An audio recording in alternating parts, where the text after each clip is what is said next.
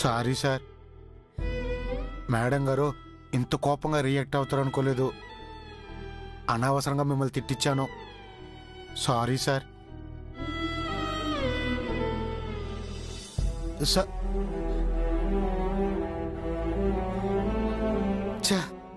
పాలు నీళ్ళలాగా చక్కగా కలిసిపోయిన వాళ్ళని అనవసరంగా విడదీశాను. దేవుడా, వీళ్ళని నువ్వే మళ్ళీ కలపాలి.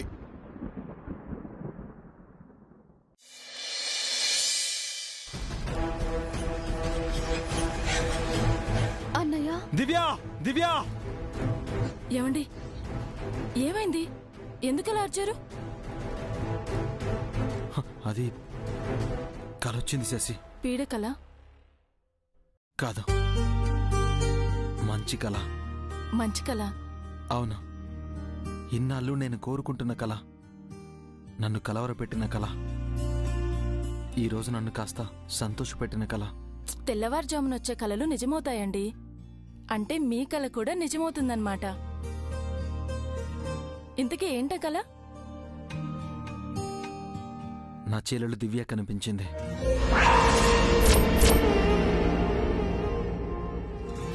ఏడు సంవత్సరాలుగా కనిపించకుండా పోయిన నా చెల్లెలు, నేను వెతుకుతున్న నా దివ్య నా కలలో కనిపించింది.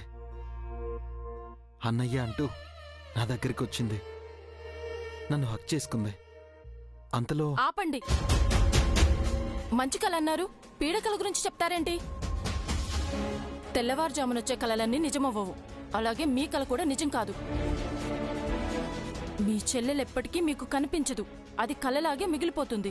శశి, శుభమా అని నిద్రలేచాం. అశుభాలు మాట్లాడి నన్ను డిస్టర్బ్ చేయకండి. శశి,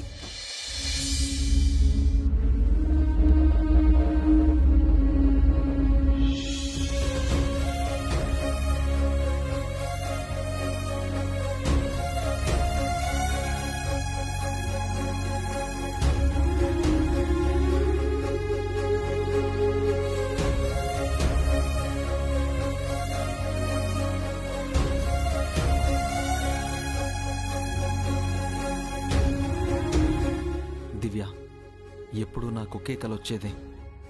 ఆ కలలో నువ్వు నాకు దొరకకుండా పరిగెత్తి మాయమయ్యేదానివి. కానీ ఈరోజు నువ్వే నా దగ్గరికి వచ్చి నన్ను పిలిచావు. అమ్మలా నన్ను కౌగిలించుకున్నావు. అంటే ఈరోజు నువ్వు నాకు కనిపిస్తావన్నమాట. అదేనా ఈ కలకర్థం?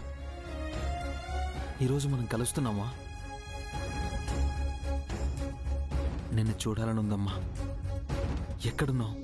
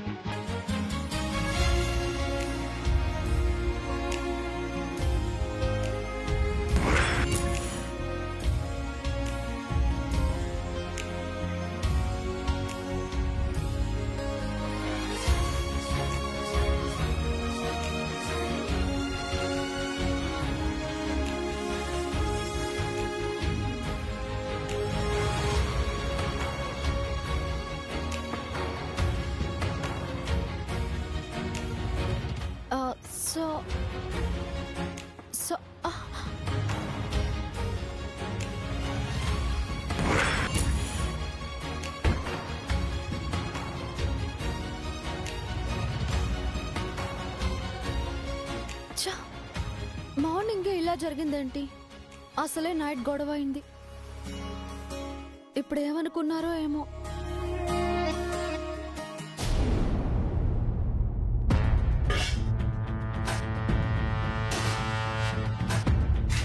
అబ్బా,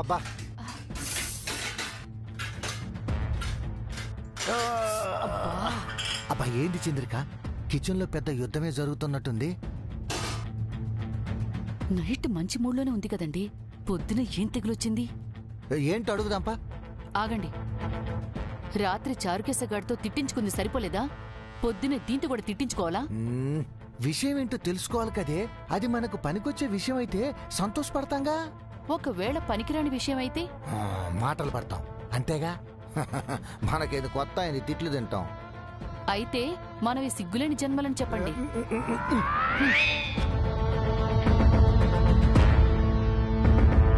గుడ్ మార్నింగ్ అమ్మా శశి. ఏంది చిరాగ్గా ఉన్నావు? చిరాగ్గా ఉండుక ఇంకేం చేయమంటారు? ఏమైందమ్మా? ఉన్నాడుగా మీ మనవడు. తను ప్రశాంతంగా ఉండడు, నన్ను ప్రశాంతంగా ఉండనివ్వడు. పొద్దున్నే ఏమన్నాడమ్మా? ఏదో దిక్కుమాలిన కలొచ్చి లేచి కూర్చున్నాడు. అదేంటో తెలుసుకోకుండా తెల్లవారుజామున వచ్చిన కల నిజం అవుతుందని తెలివి లేకుండా నేను వాగాను. మనశ్శాంతంతా పోగొట్టుకున్నాను.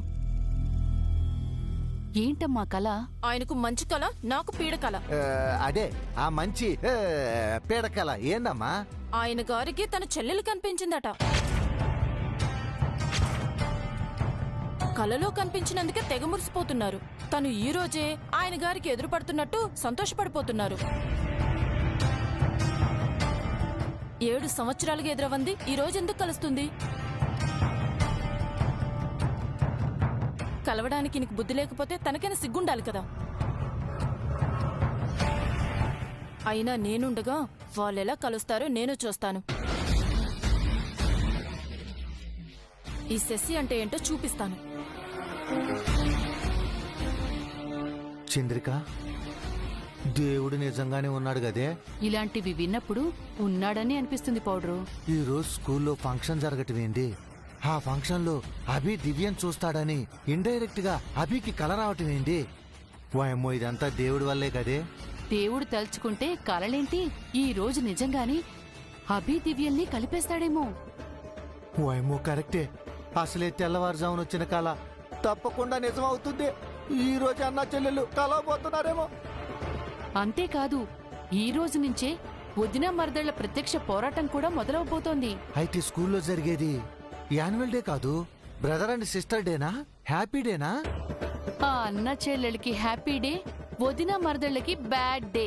అయితే ఒక గుడ్ డే, ఒక బ్యాడ్ డే అన్నమాట. హ్మ్.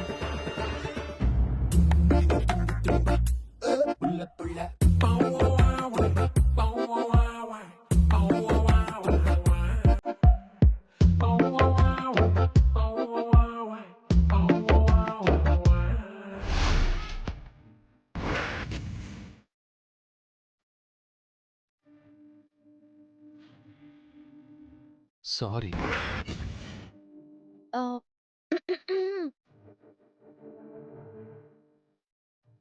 సారీ.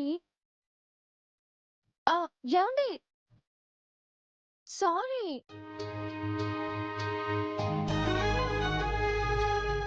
ఏంటండి సారీ చెప్తుంటే రెస్పాండ్ అవ్వరు? ఓకే అండి. ఓకే ఏంటి? ఓకే. అరే, ఆ ఓకే ఏంటి? Hello, excuse me. ఆన్సర్ చెప్పకుండా వెళ్ళిపోతే ఏంటి అర్థం? చెప్పాను కదండి. ఏం చెప్పారు? ఓకే అన్నాను. అది మాత్రమే సరిపోతుందా? ఇంకేం కావాలి? ఏంటి, నేను సారీ చెప్తుంటే మీరు బెట్ట చేస్తున్నారా? నాతో బతిమాలించుకోవాలి అనుకుంటున్నారా? ఇప్పుడేంటి? మీరు అలా అనడం తప్పే, నేను అరవడం తప్పే. అది అప్పుడే అయిపోయింది. ఇందాక మీపై వాటర్ కొట్టింది రాత్రి జరిగింది మనసులో పెట్టుకొని కాదు. కావాలని చేయలేదు, చూసుకోలేదండి. అది జరిగింది. సారీ చెప్పాను అంతే.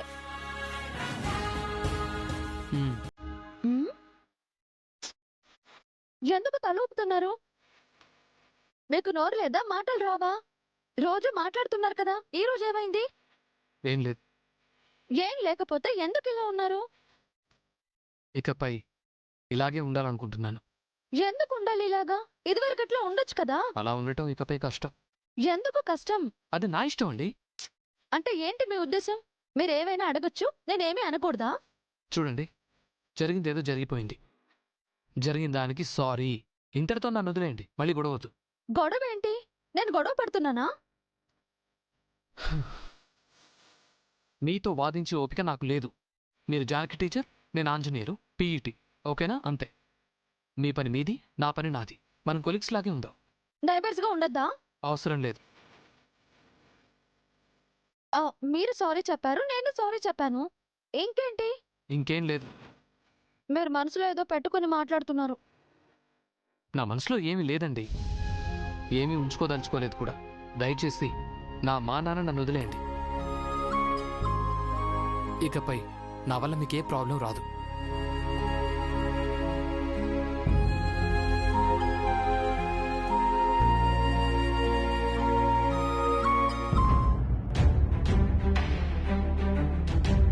వరవరవరై ఆగరా. ఏందిరా మమ్మల్ని చూసి చూడనట్టు వెళ్ళిపోతున్నావు? మేమంటే రెస్పెక్ట్ లేదా? అదొక్కటే తక్కువ మీకు. పొద్దున్నే ఆ ఎదవతో ఎందుకండి, వదిలేయండి. నువ్వు ఉండు చంద్రిక. ఎరా నిన్న పెద్దవాళ్ళని చూడకుండా మమ్మల్ని అనరాని మాటలనేసి వెళ్ళిపోయావు. పొద్దున్నే వచ్చి సారీ చెబుతావు అనుకుంటే చెప్పకుండా వెళ్ళిపోతున్నావు. నేను చచ్చినా మీకు సారీ చెప్పను.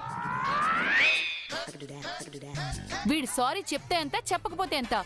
ఎందుకు వీడిని అడుగుతున్నారు? నిన్ను ఆగమన్నానా? ఒరే నువ్వు మమ్మల్ని తిట్టినా సారీ చెప్పకపోయినా మాకు బాధ లేదురా. కానీ నువ్వు మమ్మల్ని మిస్అండర్స్టాండింగ్ చేసుకున్నావు చూడు, అందుకు బాధగా ఉంది. మిమ్మల్ని ఇంకేం అర్థం చేసుకోవాలి? ఇప్పుడేంటి? మేము దివ్యని చూసి కూడా ఇంట్లో చెప్పలేదు, అదేగా నీ కంప్లైంట్? మరి నువ్వు దివ్యని చూసి కూడా ఇంట్లో ఎందుకు చెప్పలేదు? చెప్పొద్దని దివ్యమ్మ నాతో ఒట్టేయించుకున్నారు కాదా?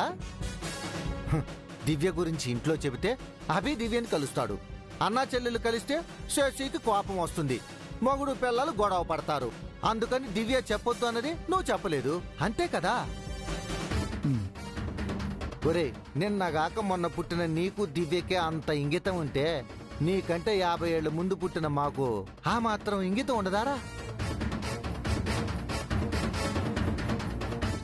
మీరే అంత ఆలోచిస్తే మేమెంత ఆలోచించాలి? మీకేనా బుద్ధి జ్ఞానం ఉండేది, మాకు లేవా? ఇప్పుడెందుకు పౌడర్ ఇదంతా చెప్తున్నాడు?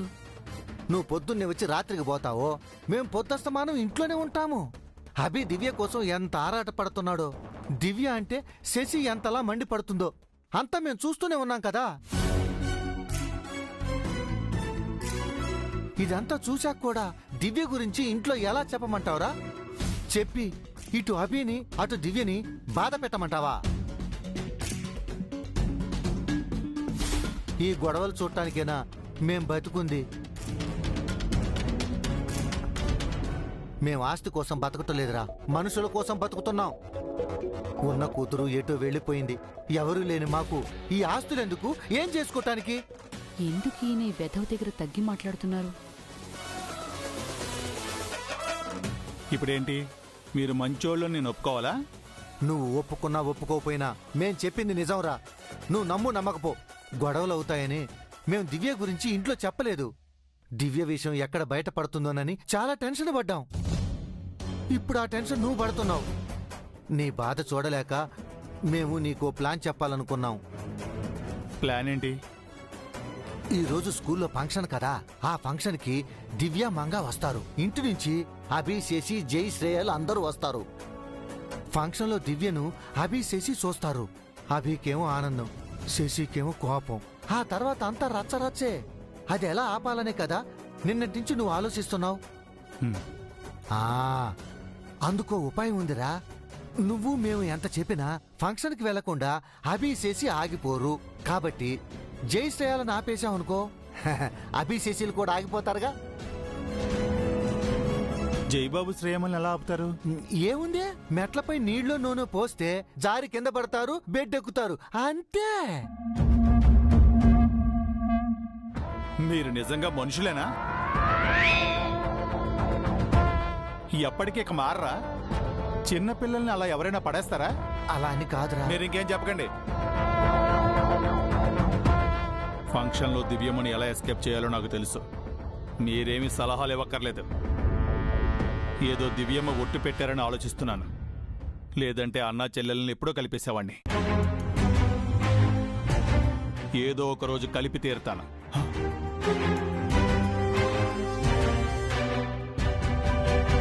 బాగా అయిందే పౌడరు. వాడి నోట్లో నోరు పెట్టద్దని చెప్పానా? ఎందుకు అనవసరంగా తిట్లు తింటావు? అనవసరంగా కాదే, అవసరంగానే వాడితో మాటలు కలిపాను. ఏంటి అవసరం? దివ్య గురించి మనకు ముందే తెలుసని అభికి చెప్పాడనుకో, వాడు మనల్ని ఇంట్లోంచి గెంటేస్తాడు. అటు దివ్య కూడా మనల్ని ఆశ్రయించుకుంటుంది. మన బతుకు బస్టాండ్ అవుతుంది, దిక్కులేని సావు చేస్తాం. అందుకే ఇంట్లో గొడవలు జరుగుతాయనే కారణంగా దివ్య గురించి చెప్పలేదని మనం ఇప్పుడు వీడితో చెప్పాం. కాబట్టి రేపు అభికి విషయం తెలిసినా మనల్ని ఏమనడు. మనం చెప్పిన కారణమే దివ్య అభిని కలవకపోవటానికి కారణం. కాబట్టి దివ్య కూడా మనపై గౌరవం కలుగుతుంది. అప్పుడు మనం సేఫ్. చాలా దూరం ఆలోచించావు పౌడరు. నీకు నీ తెలివితేటలు ఎప్పుడొచ్చాయి? ఈ తెలివితేటలు మొదటి నుంచే ఉన్నాయే, కాకపోతే నీ అతి డామినేషన్ వల్ల ఎక్కడో దాక్కుండిపోయాయి. మరి ఇప్పుడు ధైర్యం బయటికెలా వచ్చిందో? అవసరం కాబట్టి. ఈ రోజు ఏం జరుగుతుందో చూసి అటు వెళ్ళి దివ్యను కూడా మంచి చేసుకుందాం. పొద్దున్న ఫోన్ చేసి అర్జెంటుగా రమ్మన్నారు. మళ్ళీ ఏం గొడవైందో ఏందో. Anji sir, Anji sir, Anji sir, sir sir sir. ఏంటి సార్, ఇదే మర్డర్ చేసి డెడ్ బాడీని దాచిపెట్టినట్టు ఇంత అడవాడు చేస్తున్నారు? మీరు ఫోన్ చేశారని స్కూల్ కూడా వెళ్లకుండా ఇక్కడికే వచ్చాను. విషయం ఏంటో చెప్పండి. నైట్ తనకు నాకు గొడవైందా? అయ్యింది. పొద్దున నాపై వాటర్ కొట్టింది. మేడం గారు అంత పని చేశారా? ఇంకొక క్షణం కూడా ఇక్కడ ఉండకూడదు సార్. వెంటనే క్వార్టర్స్ ని ఖాళీ చేసేద్దాం. పదండి, లగేజ్ చదువుకుందాం. ఆగాగా, తను నాపై కావాలని వాటర్ కొట్టలేదు. మరి చూసుకోకుండా కొట్టింది. చూసి కొట్టినా చూడకుండా కొట్టినా తప్పు తప్పే కదా సార్. ఆ తప్పుకు తను నాకు సారీ కూడా చెప్పింది. అయితే ఇంకేంటి? నేను ఆ సారీని యాక్సెప్ట్ చేయలేదు. ఎందుకు? కావాలని బెట్టు చేశాను. తనకు నాకు కటిఫ్ అన్నట్టుగా తెగదెంపులు చేసుకున్నాను. ఏంటి సార్, మీ మొహానికే సారీ ఎక్కువ. ఏయ్, అంటే నా ఉద్దేశం, మేడం గారు ఎవరికి సారీ చెప్పరు కదా సార్. అలాంటిది మీకు చెప్పారంటే మీరు క్షమించాలి కదా. వెంటనే క్షమించేస్తే నా పరువేం కావాలి? నా వాల్యూ పడిపోదు? అవును మరి. తమరు విశాఖపట్నం జమీందారు, తమరు ఖజానా నిండా పరువు ప్రతిష్టలే ఉన్నాయి. ఆవిడ మాత్రం పెద్ద మైసూర్ మహారాణా. తను అలాగే టీచర్ కదా సార్. ఒక అమ్మాయి సారీ చెప్తే క్షమించాల్సింది పోయి బెట్టి చేస్తే ఎలా సార్? వెంటనే క్షమించేసి దగ్గర అవ్వాలి. ఆ పని చేయాలనుకో, కానీ నాకు నా ఇగో అడ్డొచ్చింది. ఇష్టమైన అమ్మాయి ముందు ఇగో ఎందుకు సార్? పదండి, సారీని యాక్సెప్ట్ చేయమని మేడం గారికి చెప్పండి. లేదు, నేను చాలా బెట్టు చేశాను. నేను ఇప్పుడు తగ్గలేను. ఇలాంటి విషయాల్లో తగ్గాలి సార్. అది మన వల్ల కాని పని. ప్రేమించాక పట్టు విడుపులు ఉండాలి సార్. నీకు తెలీదు కుమార్.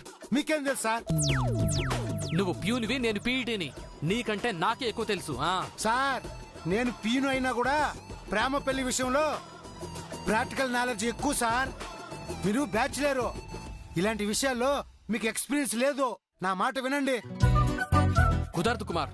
సార్, మీరు కుదరదంటే మేడం గారు యాన్యువల్ డేకి రారు. అందుకు కారణం మీరే అని ప్రిన్సిపల్ సార్ చెప్తాను.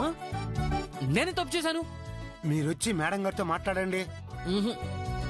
ఆయన ఇందాకేనయ్యా తనెవరో నేనెవరో అన్నాను. ఇప్పుడు మీరిద్దరూ ఒకటే చెప్పండి సార్. తను నన్ను అలుసుగా తీసుకుంటే? మేడం గారు అలాంటి వారు కారు సార్. అయినా సరే నేను తన ముందు తల వంచలేను. తల వంచకండి, జస్ట్ ఇంటి ముందు నిలబడండి. రాండి సార్. నేను రాండి సార్, రాండి.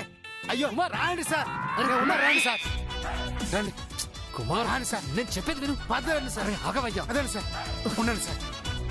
Janaki madam, Janaki madam, Janaki madam. ఏంటి కుమార్, పొద్దున్నే వచ్చావు? Good morning madam. Good morning. Anji sir మీతో ఏదో మాట్లాడాలంట మేడం.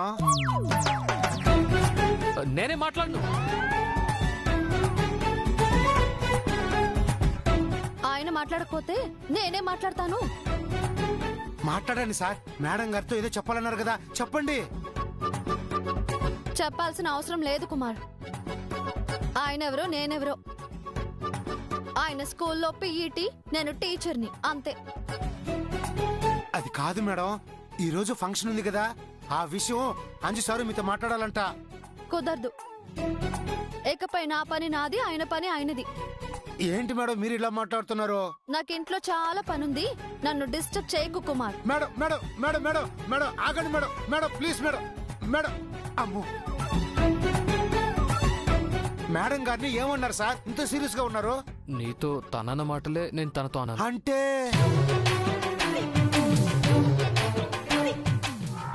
ఆ, ఏంటి సార్ మీకు అలాంటి నోటు దురుసు కూడా ఉందా? మటన్ షాప్ ముందు మేక తొడగొట్టినట్టు మేడం గారి ముందు మీరు మీసం తిప్పారా? ఇప్పుడు ఎలా సార్? మేడం గారు ఫంక్షన్కి రాకపోతే కష్టం. మేడం గారిని ఎలాగైనా రప్పించాలి. ఏదో ఒకటి ఆలోచించండి సార్.